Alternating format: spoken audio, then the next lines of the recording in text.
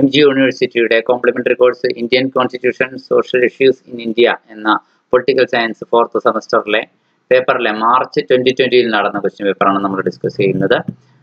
ഒന്നാമത്തെ ക്വസ്റ്റ്യൻ ഇങ്ങനെയാണ്: right to freedom, സ്വാതന്ത്ര്യത്തിനുള്ള അവകാശം. ആർട്ടിക്കിൾ 19 മുതൽ 22 വരെ സ്വാതന്ത്ര്യത്തിനുള്ള അവകാശം എന്ന കാര്യം മൗലിക അവകാശങ്ങളിൽ ഫണ്ടമെന്റൽ റൈറ്റ്സിൽ പറഞ്ഞിരിക്കുന്നു. Part 3 of the Indian constitution ആണ് പറഞ്ഞിരിക്കുന്നത്. ആർട്ടിക്കിൾ 19 പറഞ്ഞിരിക്കുന്നത് നമുക്ക് 6 പ്രത്യേകതരം സ്വാതന്ത്ര്യങ്ങളെ കുറിച്ച് പറഞ്ഞിരിക്കുന്നു. അതായത് സംസാര ആശയവിനിമയ സ്വാതന്ത്ര്യം, അതുപോലെ തന്നെ സമാധാനപരമായി ആയുധങ്ങളില്ലാതെ സമ്മേളിക്കാനുള്ള സ്വാതന്ത്ര്യം, അതുപോലെ തന്നെ സംഘടനയുടെ അസോസിയേഷൻസ് രൂപീകരിക്കാനുള്ള സ്വാതന്ത്ര്യം, അതുപോലെ തന്നെ ഇന്ത്യയിലുടനീളം സ്വതന്ത്രമായി സഞ്ചരിക്കാനുള്ള സ്വാതന്ത്ര്യം, അതുപോലെ തന്നെ ഇന്ത്യയിലെ ഏത് ഭാഗത്തും താമസിക്കാനുള്ള സ്വാതന്ത്ര്യം, reside and settle in any part of India, practice any profession, occupation or trade or business എന്ന് പറഞ്ഞിരിക്കുന്നത്, തൊഴിലും ചെയ്യാനുള്ള സ്വാതന്ത്ര്യം. ഇനി 20ാമത്തെ ആർട്ടിക്കിളിലും ഏതാണ്ട് ഈ ഫ്രീഡത്തിന്റെ കണ്ടിന്യൂഷൻ തന്നെയാണ്. Protection in respect of conviction of offences, കുറ്റാരോപണം വരുമ്പോൾ സംരക്ഷണത്തിനുള്ള അവകാശമുണ്ട്. കുറ്റം ആരോപിക്കപ്പെട്ടതുകൊണ്ട് കുറ്റവാളിയാവുന്നില്ല. 21ാമത്തെ ആർട്ടിക്കിളും ഒരു ഫ്രീഡം തന്നെയാണ്, പേഴ്സണൽ ലിബർട്ടിയാണ്, വ്യക്തി സ്വാതന്ത്ര്യമാണ്. 21A റൈറ്റ് ടു എഡ്യൂക്കേഷൻ ഉൾപ്പെടുത്തിയിട്ടുണ്ട്, പിന്നീട് ഉൾപ്പെടുത്തിയതാണ് 86ാം ഭരണഘടനാ ഭേദഗതിയോടെ 21ന്റെ കൂടെ 21A ചേർത്തു. വിദ്യാഭ്യാസം മൗലികാവകാശമായി ചേർക്കുകയായിരുന്നു. 22 protection against arrest and detention in certain cases, ചില പ്രത്യേക കേസുകളിൽ അറസ്റ്റ്, ഡിറ്റൻഷൻ എന്നിവയ്ക്കെതിരെയുള്ള പ്രൊട്ടക്ഷൻ. ഇതാണ് ആർട്ടിക്കിൾ 22. ചുരുക്കി പറഞ്ഞാൽ ഇതൊക്കെയാണ് ഫ്രീഡവുമായി ബന്ധപ്പെട്ട്. These articles collectively ensure that the individuals have certain fundamental freedoms that are essential for the democratic society. ജനാധിപത്യ സമൂഹത്തിന് അനിവാര്യമായ സ്വാതന്ത്ര്യങ്ങൾ വ്യക്തികൾക്കുണ്ടെന്ന് ഉറപ്പുവരുത്തുന്നു. അടുത്ത DPSP എന്താണ്? 2 മാർക്ക് ക്വസ്റ്റ്യൻ ആണ്. Actually directive principles of state പോളിസിയാണ്, രാഷ്ട്രനയത്തിന്റെ നിർദ്ദേശക തത്വങ്ങളാണ്. അത് ക്ഷേമരാഷ്ട്രം ഉണ്ടാകണമെങ്കിൽ എങ്ങനെയെല്ലാം കാര്യങ്ങൾ നീക്കണമെന്ന് പ്രവർത്തിക്കണമെന്ന് കേന്ദ്ര ഗവൺമെന്റിനാണെങ്കിലും സംസ്ഥാന ഗവൺമെന്റിനാണെങ്കിലും ഭരണഘടന ഒരു മാർഗദർശനം, ഒരു രൂപരേഖ നൽകുന്നുണ്ട്. ഇങ്ങനെയൊക്കെ ചെയ്താൽ നന്നായിരിക്കും എന്ന് ഈ directive principles of state policy, രാഷ്ട്രനയത്തിന്റെ നിർദ്ദേശക തത്വങ്ങൾ എന്ന ഭാഗത്ത് ഭരണഘടനയിൽ പറഞ്ഞിരിക്കുന്നു. തന്നെയാണ് ഇത് ഉദ്ദേശിച്ചിരിക്കുന്നത്. അടുത്ത ഒബ്ജക്റ്റീവ് റെസൊല്യൂഷൻ. എന്താണ് ഒബ്ജക്റ്റീവ് റെസൊല്യൂഷൻ എന്നത്? അതായത് ഈ ക്വസ്റ്റ്യൻ പേപ്പറിൽ തന്നെ മറ്റൊരു ഭാഗത്തും ഇതേ ചോദ്യം തന്നെ ചോദിച്ചിട്ടുണ്ട്. നെഹ്റു 1946 ഡിസംബർ 13 സഭയിൽ മുന്നോട്ട് വെച്ച, കോൺസ്റ്റിറ്റ്യൂവന്റ് അസംബ്ലിയിൽ മുന്നോട്ട് വെച്ച ഒരു ആശയമാണ് ഒബ്ജക്റ്റീവ് റെസൊല്യൂഷൻ. നമ്മുടെ ഭരണഘടനയുടെ ആണിക്കല്ലെന്ന് വേണമെങ്കിൽ നമുക്ക് പറയാവുന്ന ഒന്നാണ്. അതിന്റെ മൂല്യങ്ങൾ എന്തൊക്കെയാണ്, തത്വങ്ങൾ എന്തൊക്കെയാണൊക്കെ ഒബ്ജക്റ്റീവ് റെസൊല്യൂഷനിൽ കൃത്യമായും പറഞ്ഞു വെക്കുന്നുണ്ട്. ഇനി philosophy of Indian constitution, Indian ഭരണഘടനയുടെ തത്വശാസ്ത്രം എന്താണ്? The Indian Constitution is rooted in several key philosophical principles. ഒത്തിരി തത്വചിന്താപരമായ ആശയങ്ങളിൽ അധിഷ്ഠിതമാണ് ഇന്ത്യൻ ഭരണഘടന. That reflect the country's values, രാജ്യത്തിന്റെ മൂല്യഘടന എന്താണെന്ന് അത് വെളിപ്പെടുത്തുന്നുണ്ട്, പ്രതിഫലിപ്പിക്കുന്നുണ്ട്. ആസ്പിരേഷൻസ്, രാജ്യത്തിന്റെ അഭിലാഷങ്ങൾ. ആൻഡ് കമ്മിറ്റ്മെന്റ് ടു ഡെമോക്രസി, ജനാധിപത്യത്തോടുള്ള അതിന്റെ പ്രതിബദ്ധത എല്ലാം അത് വ്യക്തമാക്കുന്നു.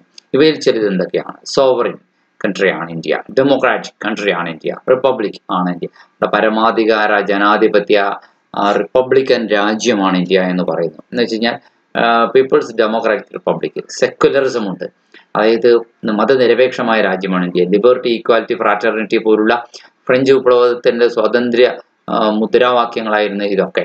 അതൊക്കെ നമ്മുടെ ഭരണഘടനയുടെ ഈ തത്വശാസ്ത്രത്തിൽ ഉൾപ്പെടുത്തിയിട്ടുണ്ട്. These philosophical principles are enshrined in the preamble, നമ്മുടെ ഭരണഘടനയുടെ ആമുഖത്തിൽ ഇത് ക്രോഡീകരിച്ചിട്ടുണ്ട്. ടു ദ കോൺസ്റ്റിറ്റ്യൂഷൻ, ഭരണഘടനയോട് ചേർത്ത്. And guide the functioning of the Indian state, India എന്ന രാഷ്ട്രത്തെ മുന്നോട്ട് നയിക്കുന്ന മാർഗദർശനവും വഴികാട്ടിയും ഒക്കെയാണ് ഈ ഫിലോസഫികൾ എന്ന് പറയാം. അടുത്ത റിട്ടൺ കോൺസ്റ്റിറ്റ്യൂഷൻ എന്താണ്? ലിഖിത ഭരണഘടന. എന്താണ് ഒരു ലിഖിത ഭരണഘടന? അത് കോഡിഫൈ ചെയ്തിരിക്കും. A written constitution is A formal document that outlines the fundamental principles, structures and powers of government. ഗവൺമെന്റിന്റെ അടിസ്ഥാന തത്വങ്ങൾ, അതിന്റെ ഘടന, അതിന്റെ അധികാരങ്ങൾ, ഇതൊക്കെ ഒരു രൂപരേഖ നൽകുന്ന ഒരു ഔപചാരിക ഡോക്യുമെന്റ് ആണ്, ഫോർമൽ ഡോക്യുമെന്റ് ആണ് എന്ന് തന്നെ എഴുതണം. റിട്ടൺ കോൺസ്റ്റിറ്റ്യൂഷൻ അത് കോഡിഫൈ ചെയ്തിരിക്കും എന്ന് പറഞ്ഞാൽ എന്താർത്ഥം? A single document or set of documents that explicitly states that the constitutional rules and principles, ഭരണഘടനയുടെ തത്വങ്ങളും ആശയങ്ങളും അത് വ്യക്തമായും വെളിപ്പെടുത്തുന്നു. Supreme law, the constitution is the highest law of the land, നമ്മുടെ നാട്ടിലെ ഹയസ്റ്റ് ലോ ആണ് constitution. And all other laws and regulations must conform to it, ബാക്കി എല്ലാ നിയമങ്ങളും നിയന്ത്രണങ്ങളും അതിനോട് ഒത്തിണങ്ങിപ്പോണം. മൂന്നാമത്തേത് ക്ലിയർ ഫ്രെയിംവർക്ക് ആണ്. ഒരു റിട്ടൺ കോൺസ്റ്റിറ്റ്യൂഷൻ വ്യക്തമായ ഒരു രൂപഘടനയ്ക്കുള്ളിൽ ഭരണഘടനയെ നിർത്തുന്നു. അവ്യക്തതയില്ല അതിന്, ആർക്കും എങ്ങോട്ടും വ്യാഖ്യാനിച്ചു കൊണ്ടുപോകാനും കഴിയില്ല. It provides A clear framework of the governance, ഭരണം എങ്ങനെ വേണമെന്നുള്ളതിന്റെ വ്യക്തമായ അതിർവരമ്പ് നിശ്ചയിക്കുന്നു. Outlining the powers and limitations of the government branches, ഗവൺമെന്റിന്റെ അധികാരങ്ങളും അതിന്റെ വിവിധ ഭാഗങ്ങളുടെ പരിമിതികളും ഒക്കെ അത് വ്യക്തമാക്കുന്നുണ്ട്.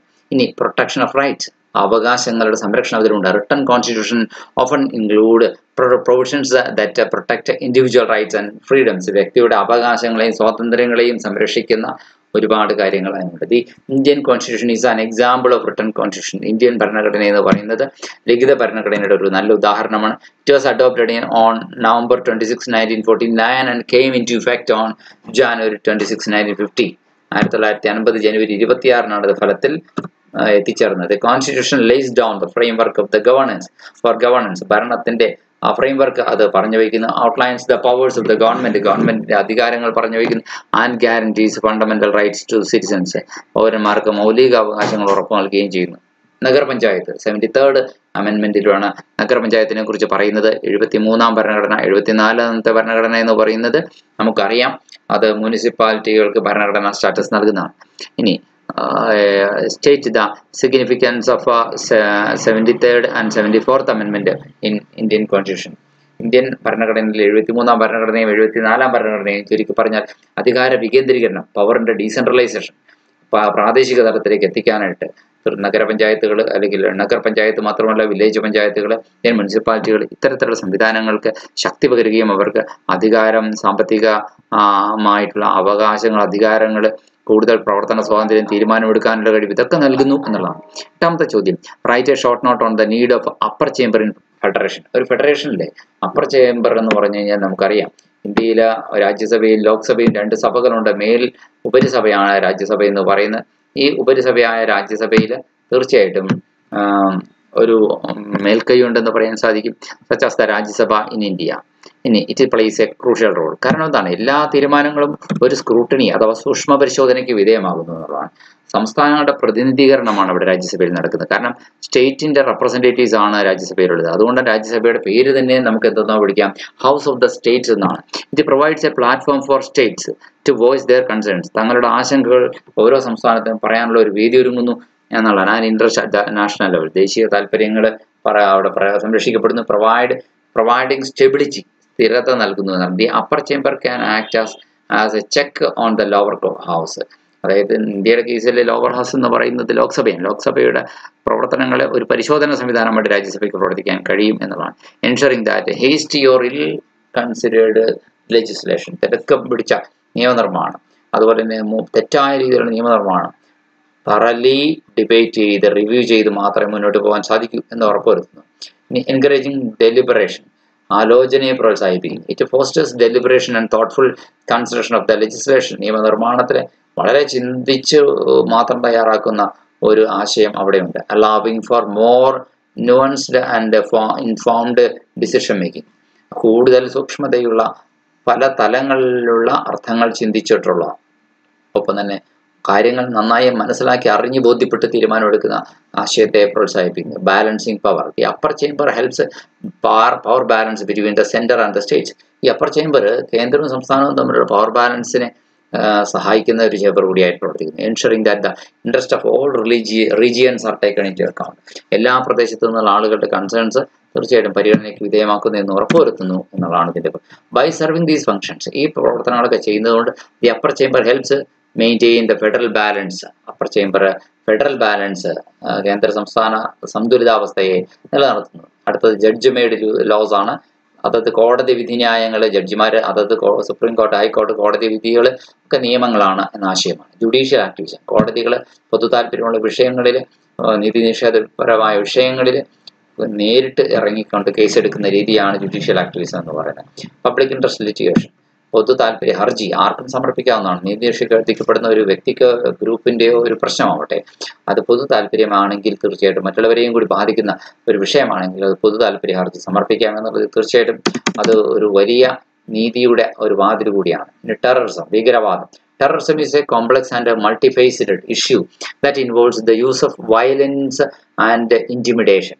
അക്രമവും അതുപോലെ തന്നെ ഈ ഇത്തരത്തിലുള്ള അതിക്രമങ്ങളും പ്രതിസന്ധികളും ഉണ്ടാകുന്നതിനെയൊക്കെ പല രീതിയിലുള്ള പ്രശ്നങ്ങളാണ് ഭീകരവാദം സൃഷ്ടിക്കുക. ഓഫൺ ടാർഗറ്റിംഗ് സിവിലിയൻസ്, പലപ്പോഴും അത് സിവിലിയന്മാരെ ലക്ഷ്യം വെച്ചുകൊണ്ടാണ്. To achieve political, ideological or religious goals, രാഷ്ട്രീയവും ആദർശപരവും മതപരവുമായിട്ടുള്ള ലക്ഷ്യങ്ങൾ അത് ചെയ്യുന്നു. It can have significant impact on individual, community and society as a whole.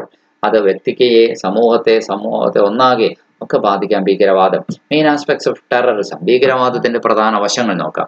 ഒന്ന്, ഫിയർ ആൻഡ് ഇന്റിമിഡേഷൻ എന്നാണ്. Terrorism seeks to create fear and intimidate populations, ജനങ്ങളെ ഭയത്തിലും ഭീതിയിലും നിലനിർത്തുന്നു എന്നുള്ളതാണ് ഭീകരവാദത്തിന്റെ പ്രധാന പ്രശ്നം. ഗവൺമെന്റുകളെ മുൾമുനയിൽ നിർത്തുന്നു.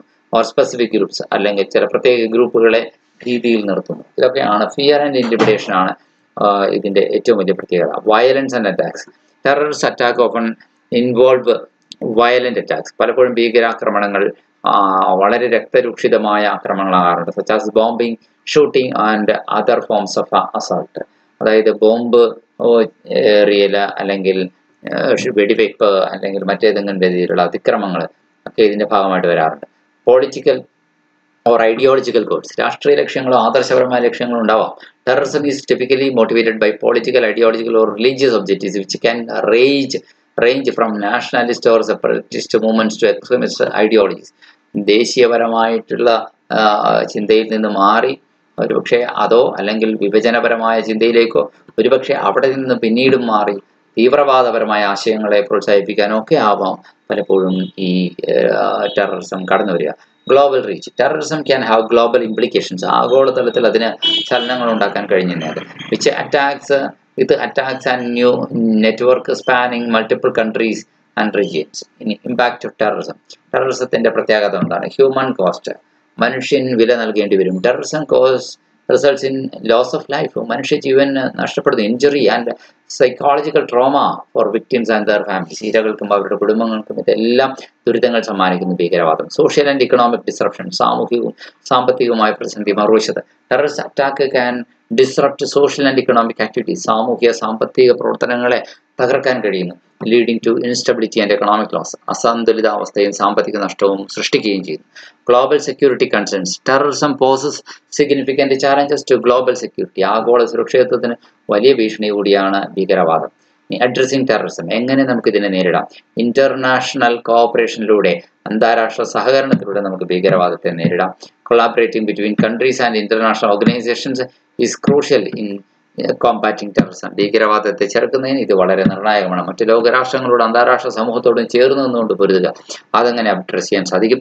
ലോ എൻഫോഴ്സ്മെന്റ് കോർപ്പറേഷൻ, നിയമം നടപ്പിലാക്കാനുള്ള സഹകരണം. ആൻഡ് കൗണ്ടർ ടെററിസം സ്ട്രാറ്റജീസ്, അതുപോലെ തന്നെ ഭീകരവാദത്തെ തടയാനായിട്ടുള്ള ചില തന്ത്രങ്ങളെ.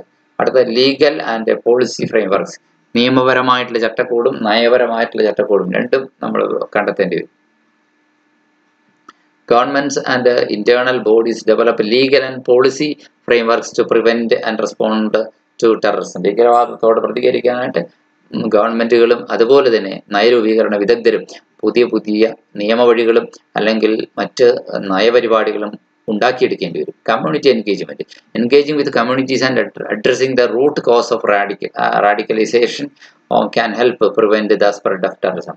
സമൂഹത്തിലെ വ്യക്തികളുമായി ചേർന്നുകൊണ്ട് തന്നെ ഈ പ്രശ്നത്തെ സംബോധന ചെയ്താൽ ഒരു പരിധിവരെ ഇതിനെ ഇല്ലാതാക്കാൻ കഴിയും. ചുരുക്കി പറഞ്ഞാൽ terrorism is a complex issue that requires a multifaceted approach. ഏതെങ്കിലും ഒരു ആംഗിളിൽ നിന്നല്ല, പല ആംഗിളിൽ നിന്ന് സമീപിക്കേണ്ട ഒരു സങ്കീർണമായ പ്രശ്നമാണ് ഭീകരവാദം. 13ാമത്തെ ചോദ്യം 5 മാർക്കിന്റെയാണ്. What is objective resolution? Objective resolution ഒത്തിരി പേർ ആവശ്യം ചോദിച്ചിട്ടുള്ളതാണ്. Was a historic document moved by Jawaharlal on December 13, 1946, 1946 December 13 Nehru മുന്നോട്ട് വെച്ചാണ്. In the constituent assembly of India, ഇന്ത്യയുടെ ഭരണഘടനാ നിർമ്മാണ സമിതിയിൽ. It outlined the fundamental principles of and objectives that would guide the framing of the Indian constitution. Indian ഭരണഘടനയെ guide ചെയ്യുകയും frame ചെയ്യുകയും ചെയ്യുന്ന ഫണ്ടമെന്റൽ പ്രിൻസിപ്പിൾസ് അതിന് ഒരു മാർഗരേഖയാണ്, ഒരു ചട്ടക്കൂടാണ്. ഇതിന്റെ പ്രത്യേകത എന്തൊക്കെയാണ്? ഇന്ത്യ ഒരു സോവറിൻ ഡെമോക്രാറ്റിക് റിപ്പബ്ലിക് ആണ് അതിൽ പറഞ്ഞിരിക്കുന്നു. ഒബ്ജക്റ്റീവ് റെസൊല്യൂഷൻ ജസ്റ്റിസും ഈക്വാലിറ്റി നമ്മുടെ ഭരണഘടനയിൽ നമ്മൾ ഉറക്കെ പ്രഖ്യാപിക്കുന്നു. അത് ഒബ്ജക്റ്റീവ് റെസൊല്യൂഷൻ പറഞ്ഞിരിക്കുന്നു. എല്ലാവർക്കും, എല്ലാ പൗരന്മാർക്കും തുല്യ പദവിയും തുല്യ അവസരങ്ങളും ലഭിക്കുന്ന, പ്രൊട്ടക്ഷൻ ഓഫ് മൈനോറിറ്റീസ്, ന്യൂനപക്ഷങ്ങളെ സംരക്ഷിക്കുക എന്നുള്ളത്. Resolution assured adequate protection for the rights and interest of minorities. അതുപോലെ തന്നെ ഫണ്ടമെന്റൽ റൈറ്റ്സ്, മൗലികമായ അവകാശങ്ങൾ. It is it laid the groundwork for the inclusion of fundamental rights in the constitution. ഭരണഘടനയിലെ മൗലിക അവകാശങ്ങൾ ഉൾപ്പെടുത്തിയിരിക്കുന്നു എന്നുള്ളതാണ് പറഞ്ഞു വരുന്നത്. Fundamental rights guaranteeing basic freedoms and protection for citizens.